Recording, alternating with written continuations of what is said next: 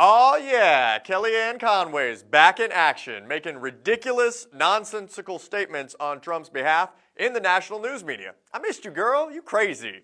So Conway couldn't answer a question straight if our country's future depended on it, really.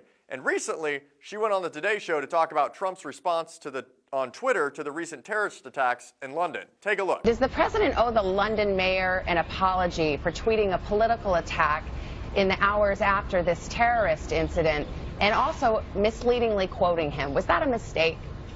It wasn't a political attack, Savannah, and as was buried in that report, that one-sided report, here's the other side, that the president stands firm with the people of the UK. He spoke to the Prime Minister of the country, Theresa May, that same night, and again yesterday he announced his support for the UK people. I was in the Ford Gala when he said, we will get these people, bring them to justice. The bloodbaths have to stop. Fair enough, and KellyAnne, but that was but let me finish because that was you wanted to make tweet. this about something other than what it's about. You Well, know, I'm just not going to allow. Now that's in response to Trump attacking the mayor of London, who happens to be a Muslim, on Twitter after many of his citizens were injured and murdered by terrorists. Really?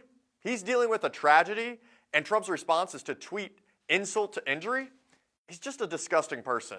So then Savannah Guthrie puts her journalist cap on and asks this septic tank of a public relations representative a follow-up question to not let Conway off the hook. Watch how she responds. For every time you said Russia, imagine if you said ISIS. Every time you say Twitter, imagine if you said terrorist. But KellyAnne, maybe we'd have a different type of vigilance. He's setting the agenda. He's the president. He speaks. The reporters cover and what did he say to Theresa May? What did he say to Theresa May? He You're did covering say that to tweets. Theresa May, but most of his quotes had to do with either his own political concern, the travel ban, of which he's been having 4 more tweets about that this morning, and a misleading attack on London's mayor. So my question to you was simply, does he owe an apology to London's mayor for quoting him in a misleading and inaccurate way?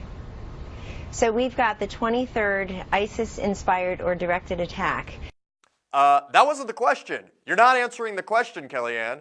Man, if I was putting together like a dodgeball team of propaganda artists, I'd call this lady first, because she seems constitutionally incapable of just answering the damn question. So after this tit for tat, she went on to dodge questions about former FBI Director James Comey testifying this Thursday and whether or not the Trump administration would exert executive privilege to silence him from testifying. James Comey, the former FBI director, set to testify on Thursday. Real simple question. Does the White House plan to assert executive privilege or any other legal maneuver to prevent this testimony? Or would you say the president would like James Comey to testify? The president will make that final decision, but if Mr. Comey does testify, we'll be watching with everyone else, Savannah. I would point out 2 things. Most of Washington, of course, many of the Democrats detested this man until Donald Trump fired him, which Jim Comey said in his own goodbye letter to his colleagues was the right of the president to do. Just for the record, you're not answering the question.